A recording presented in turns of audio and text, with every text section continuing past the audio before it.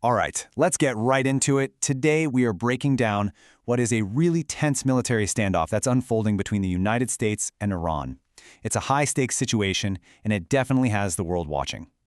And it really all kicked off with this pretty blunt warning from former President Donald Trump back on January 28th. I mean, a statement like that, it puts everyone on high alert. So what exactly is this massive armada? And maybe more importantly, why is it heading towards Iran right now? So, to understand why this is being taken as such a credible threat, you really have to look at the timing.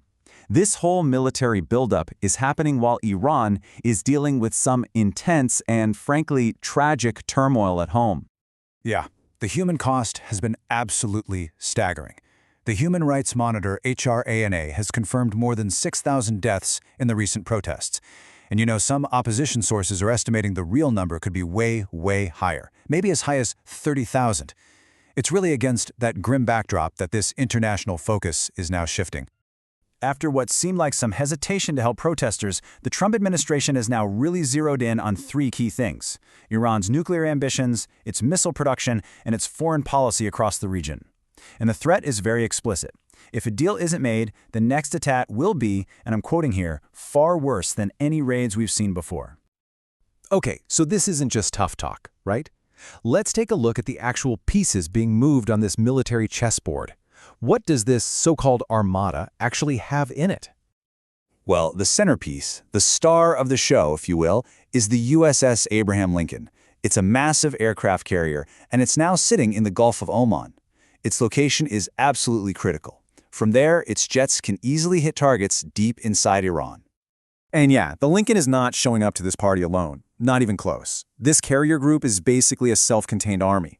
It's got the fighter jets for the strikes, electronic warfare planes that can blind Iranian radar, and it's escorted by 3 destroyers that are loaded with land attack cruise missiles. Oh, and they also have systems to intercept any Iranian counterattack. But it's not just about what's happening on the water. The U.S. is also beefing up its bases all over the region. You've got new air defense systems going into Qatar, which is home to America's regional command center. Plus, F-15E jets have been sent over to Jordan, which really strengthens their ability to deal with Iranian drones. The message here is pretty clear. The U.S. is getting ready to both attack and defend.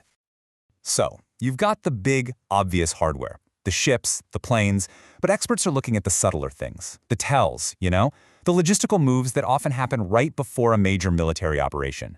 So what are they seeing? Well, the folks who track flight data for a living, these open-source intelligence analysts, are flagging some really specific activity. They've seen a big surge of refueling tankers, which you absolutely need for long-range bombing runs. They're also seeing search and rescue aircraft moving into position, just in case pilots get shot down.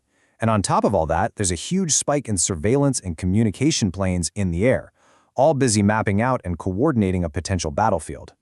For experts like Stephen Watkins, who watches this stuff day in and day out, the conclusion is, well, it's pretty direct and pretty chilling. He calls all these movements a sure sign the bombing will be soon.